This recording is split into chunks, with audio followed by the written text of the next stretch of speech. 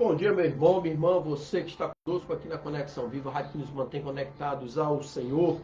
Manhã de segunda-feira, dia 26 de agosto de 2024. Você que está nos acompanhando, derramando, que Deus derrame bênção sobre a sua vida, meu irmão e minha irmã. Agora são exatamente 7 horas e 44 minutos.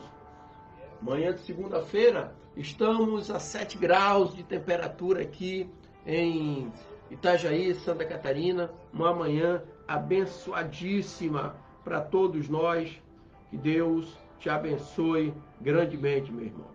E hoje, agora nesta manhã, eu quero trazer para você um assunto bem interessante.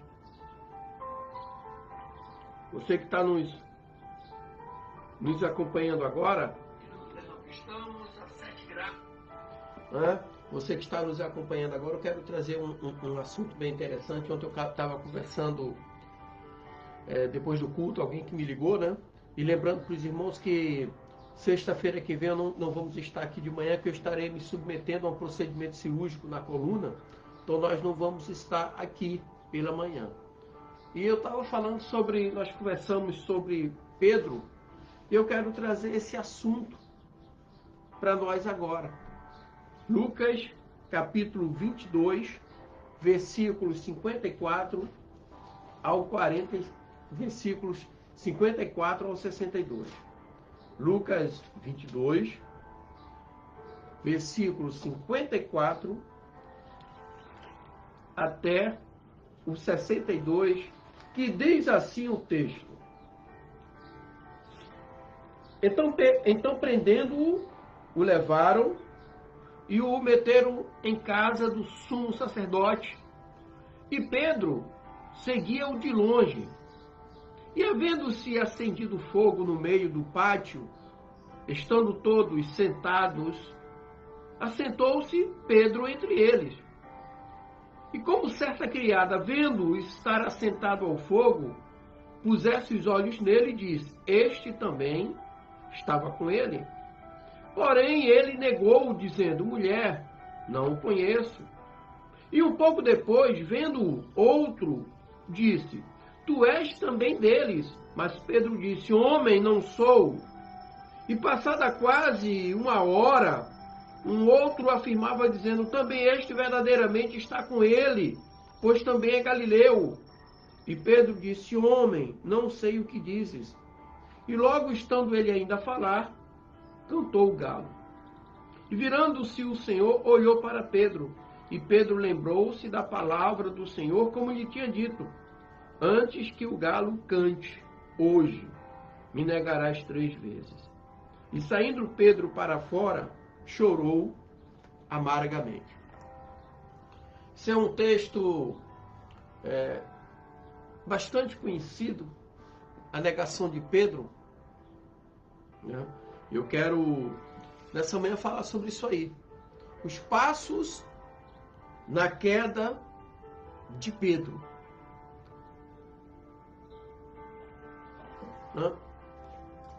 Em cada vida, existem momentos difíceis, momentos diferentes uma da outra.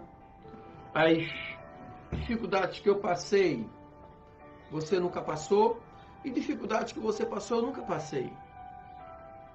Há em cada vida tempestades, momentos difíceis.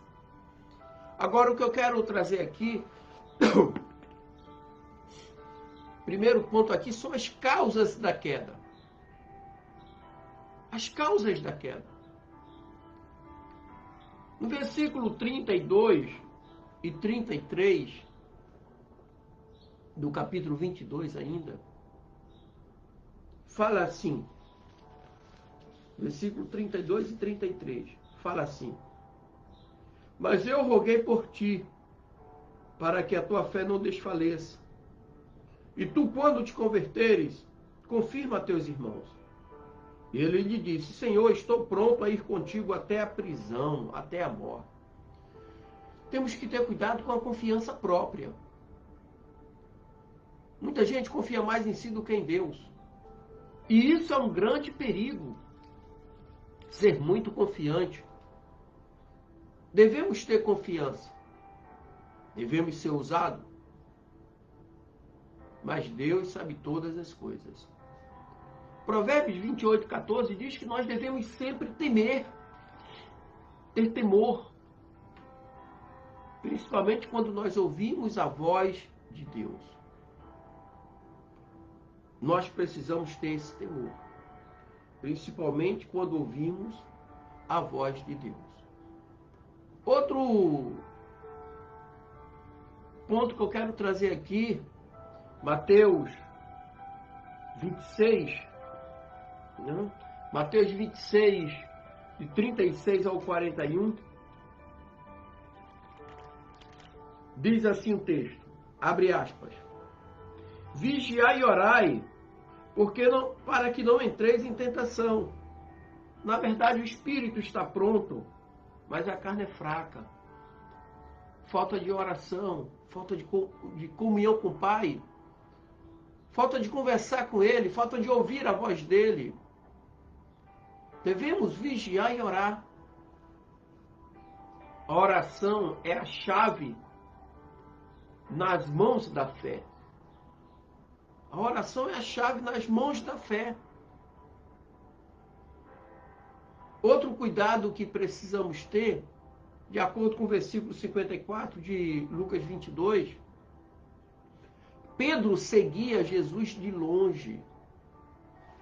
E de repente ele poderia até estar ali com o coração, até estar ali com o corpo, mas o coração estava longe, sua mente estava longe. Tem pessoas que estão dentro da igreja, mas não estão com Cristo. Estou na igreja porque ali é legal, as pessoas não bebem, não fumam, mantêm o meu cônjuge sem fumar, sem beber. É social, é legal, mas segue Jesus de longe. Sabe? Em João 18, tem um assunto interessante aqui, né? Que nós aprendemos que João seguia Jesus de perto. João 18:15. João 18:15 e 16. Diz assim o texto, abre aspas. E Simão Pedro e outro discípulo seguiam a Jesus. E este era conhecido do sumo sacerdote. E entrou com Jesus na sala do sumo sacerdote. E Pedro estava na parte de fora, à porta.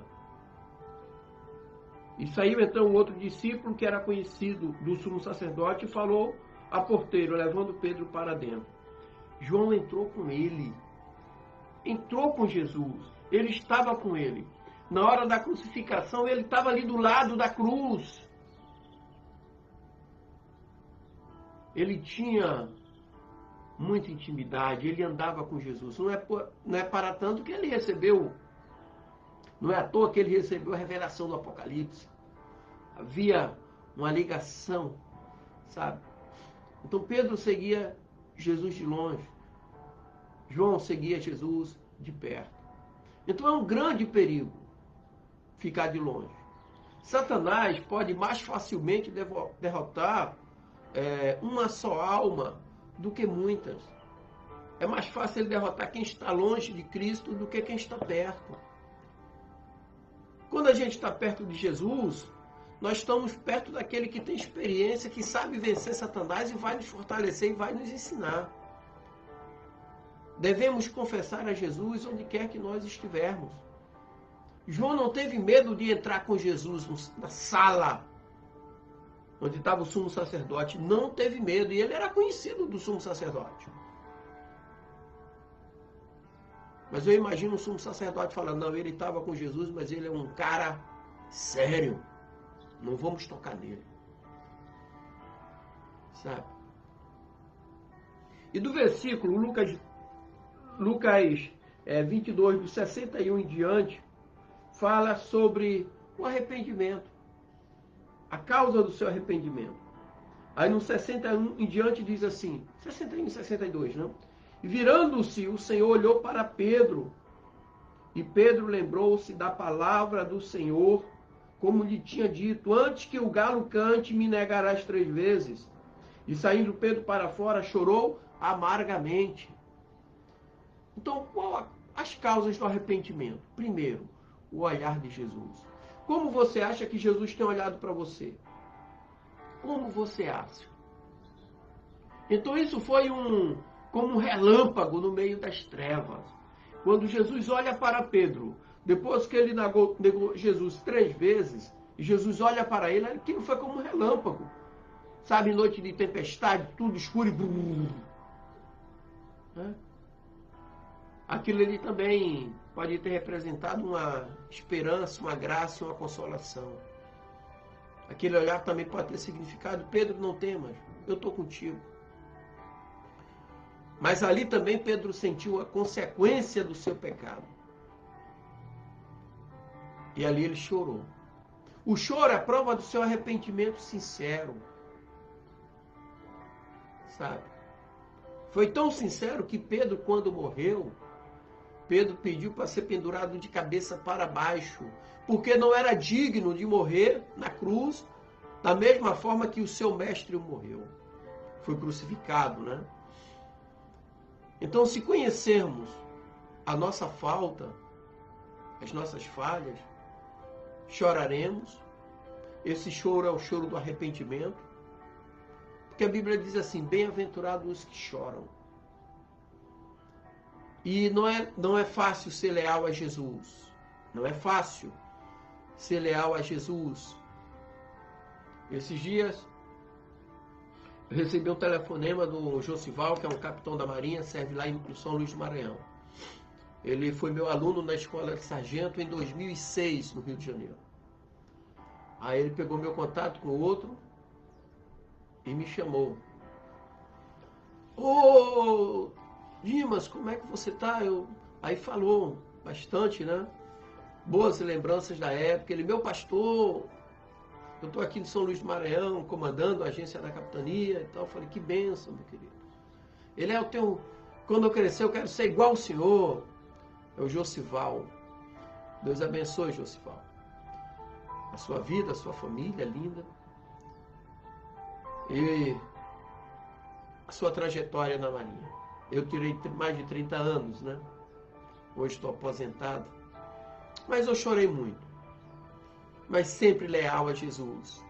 Em todas as coisas olhando para Ele e resistindo ao diabo. E mesmo nos momentos de queda, a Bíblia diz assim: filhinhos, rogo-vos para que não pequeis. Mas se acaso pecares, saiba que tem um advogado à vossa defesa, Jesus, o Cristo, o Filho de Deus. O pecado é algo que vai estar sempre diante de nós. Às vezes, mesmo sem querer, você escorrega, você cai, se arrepende imediatamente. Faça igual a Davi. Pedro chorou quando ele, no olhar de Jesus, ele detectou o erro. Ele detectou o que Jesus disse, exatamente o que iria acontecer. E ele chorou amargamente. Que Deus te abençoe. Derrame bênção sobre a tua vida, meu irmão. Quero mandar um abraço para a Rosana Catarina Reiser nessa manhã. Está nos acompanhando, parente da minha esposa, aqui da região de Santa Catarina. Mandar um abraço para todos aqueles que sempre nos acompanham: Flávio, pastor Nilo, pastor Marcos Lacerda, Ramilson lá em Natal, Pacheco e tantos outros. Que Deus abençoe, queridos, e derrame bênção sobre a sua vida, em nome de Jesus. Graça e paz. E para